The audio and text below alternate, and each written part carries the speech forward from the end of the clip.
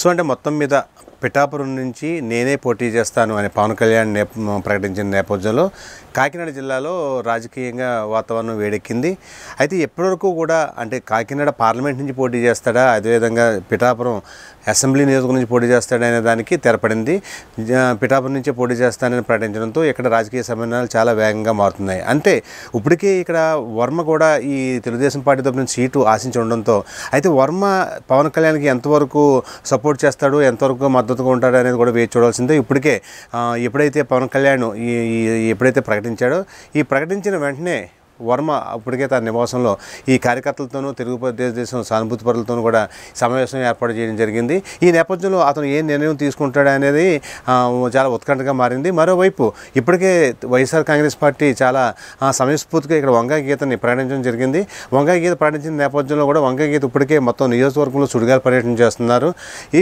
ఈ అంటే మొత్తం మీద ఇక్కడ ఈ వంగా గీతని వైఎస్ఆర్సీపీ ప్రకటించడం, అదేవిధంగా టీడీపీ నుంచి వర్మ ఆశించడం, ఈ నేపథ్యంలో జనసేన టీడీపీ రెండు కూడా ఈ మిత్రపక్షాలుగా ఉన్న నేపథ్యంలో అక్కడి నుంచి పవన్ కళ్యాణ్ పోటీ చేస్తానడంతో ఇంకా వర్మ ఆటోమేటిక్గా ఇంకా పక్క తప్పుకోవాల్సిన పరిస్థితులు ఏర్పడినాయి. అయితే ఇప్పటికే వర్మ ప్రకటన జరిగింది, ఒకవేళ పవన్ కళ్యాణ్ పోటీ చేసినట్లయితే తాను పోటీ నుంచి విరమిస్తానని కొన్ని సందర్భంలో జరిగింది. అదేవిధంగా ఒకవేళ పవన్ కళ్యాణ్ పోటీ చేసినా సరే తాను కూడా నేను రంగంలో ఉంటానని కూడా అనౌన్స్ చేయడం జరిగింది.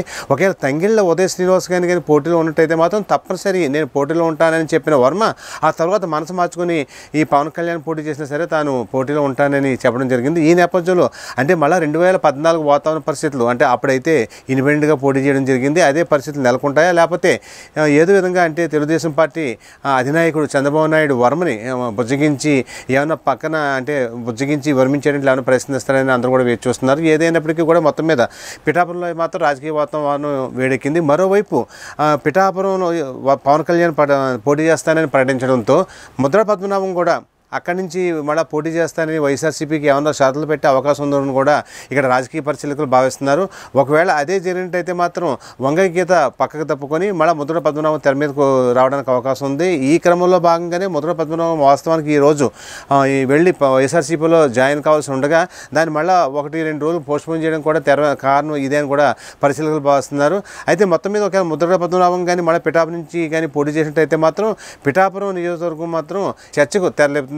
ఏదైనప్పటికీ కూడా మొత్తం మీద ఈ రోజు పవన్ కళ్యాణ్ తాను పిఠాపురం నుంచి పోటీ చేస్తానని ప్రకటించడంతో మొత్తం మీద ఇంతవరకు ఉన్న ఉత్కంఠకు తెరపడినట్టు అయింది.